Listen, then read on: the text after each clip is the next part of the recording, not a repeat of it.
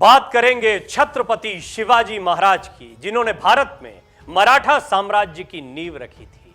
उनकी युद्ध रणनीति से अक्सर दुश्मन सेना के पास भागने या आत्मसमर्पण करने के अलावा कोई रास्ता नहीं रहता था।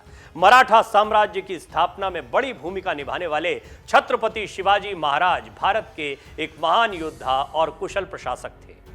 शिवाजी महाराज का पूरा जीवन अदम्य साहस से भरा हुआ था। उन्होंने आजीवन मुगलों से संघर्ष किया और अपनी कुशल युद्ध नीति से उनके छक्के छुड़ा दिए।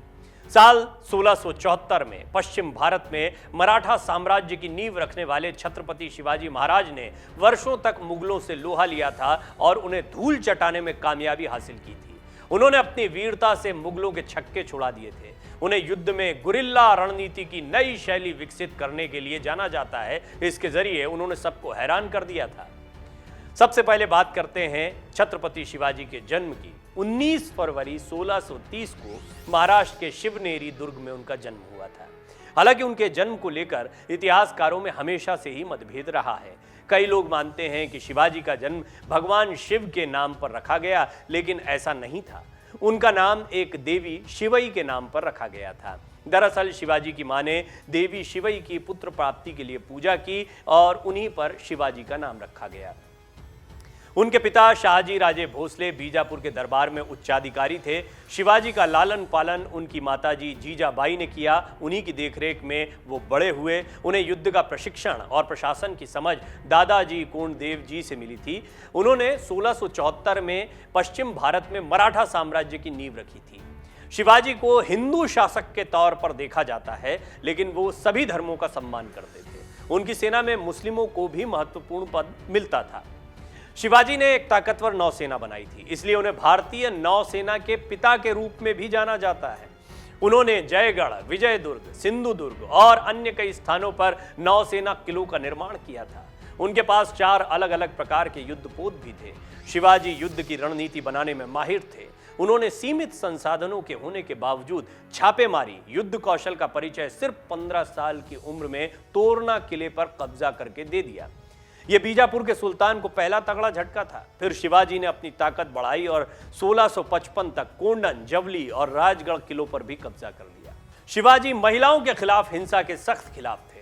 उन्होंने सैनिकों को निर्देश दे रखा था कि छापा मारते वक्त किसी भी महिला को नुकसान नहीं पहुंचना चाहिए। अगर कोई भी सैनिक महिलाओं के साथ दुर्व्यवहार करता पाया जाएगा तो उसे कड़ा दंड दिया जाएगा। छत्रपति शिवाजी महाराज का नाम शिवाजी भोसले था। वर्ष 1674 में उन्हें औपचारिक रूप से छत्रपति या मराठा साम्राज्य के सम्राट के रूप में ताज पहनाया गया। शिवाजी के बढ़ते प्रताप से आतंकित बीजापुर का शासक आदिल शाह जब शिवाजी को बंदी न बना सका तो उसने शिवाजी के पिता शाहजी को गिरफ्तार कर लिया। इसकी सूचना मिलते ही शिवाजी आग बबूला हो गए। उन्होंने नीति और साहस का सहारा लेकर छापेमारी कर जल्द ही अपने पिता को इस कैद से आजाद करवाया।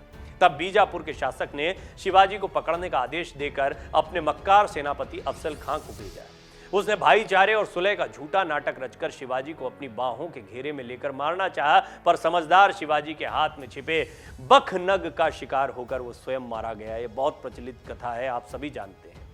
उसकी सेना अपने सेनापति को मरा पाकर वहां से भाग गई। उनकी वीरता के कारण ही उन्हें एक आदर्श और महान राष्ट्र पुरुष के तौर पर स्वीकार किया जाता है। शिवाजी महाराज को एक उत्कृष्ट युद्ध रणनीतिकार के रूप में जाना जाता है और उन्होंने गुरिल्ला रणनीति का इस्तेमाल करते हुए दुश्मन सेना को हैरान कर दिया था। गुरिल्ला युद्ध रणनीति सिद्धांत था कि अचानक घात लगाकर दुश्मन सेना पर हमला करके उसे खत्म कर देना और फिर निकल भागना। शिवाजी को कम उम्र में ही सेना का महत्व समझ में आ गया था और इसी कारण उन्होंने अपने पिता की सेना को एक विशाल सेना में परिवर्तित कर दिया था। अपने पूरे जीवन काल में उन्होंने गरीबों और जरूरतमंदों की मदद करने का हमेशा ख्याल रखा। गरीबों को अपनी सेना में शामिल करने के लिए भी उन्होंने प्रोत्साहित किया। शिवाजी महाराज मुगलों से लोहा लेने वाले योद्धा थे, मगर उन्होंने अपने पूरे जीवन काल में किसी धार्मिक स्थल पर हमला नहीं किया। उनकी छवि धर्मनिरपेक्ष थी और हिंदू मान्यताओं से समझौता किए बगैर उन्होंने सभी धर्मों को समायोजित करने में कोई कसर बाकी नहीं छोड़ी। यह भी काफी आश्चर्यजनक तथ्य है कि जीवन भर मुगलों से लड़ाई लड़ने के बावजूद उनकी सेना में कई भरोसेमंद मुस्लिम योद्धा भी शामिल थे जो हमेशा उनकी अपेक्षाओं पर खरे उतरे। इतिहासकारों का मानना है कि वो देश के पहले ऐसे शासक थे जिन्होंने मातृभूमि को विदेशी आक्रमण से बचाने के लिए नौसेना के बेड़े के महत्व को समझा। उन्होंने कोंकण क्षेत्र की रक्षा के लिए नौसैनिक किलों की स्थापना भी की। कई दिनों तक तेज बुखार से पीड़ित होने की वजह से छत्रपति शिवाजी महाराज का 3 अप्रैल 1680 को रायगढ़ में निधन हुआ। उनकी जयंती मनाने की शुरुआत 1870 में महात्मा ज्योतिराव फुले ने की थी। उन्होंने ही पुणे से लगभग 100 किलोमीटर दूर रायगढ़ में शिवाजी महाराज की समाधि की खोज की थी। बाद में स्वतंत्रता सेनानी बाल गंगाधर तिलक ने जयंती मनाने की परंपरा को आगे बढ़ाया।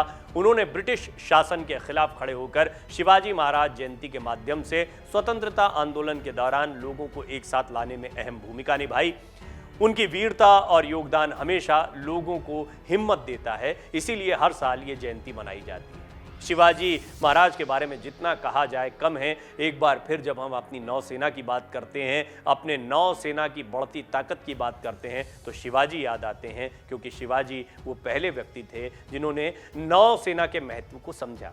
हालांकि ऋग्वेद में, वेदों में भी एक पुरानी परंपरा मिलती है, लेकिन युद्ध नीति में और खास तौर पर विदेशी आक्रांताओं से लोहा लेते वक्त यदि किसी ने सेना के निर्माण में बहुत कुछ हासिल किया तो वो थे छत्रपति शिवाजी महाराज। डाउनलोड करें अमर उजाला ऐप और पाएं खबरें लगातार। अगर आप ये वीडियो YouTube पर देख रहे हैं तो हमारे चैनल को सब्सक्राइब करें और बेल आइकन को दबाना ना भूलें। अगर आप Facebook पर ये वीडियो देख रहे हैं तो हमारे पेज को लाइक करें।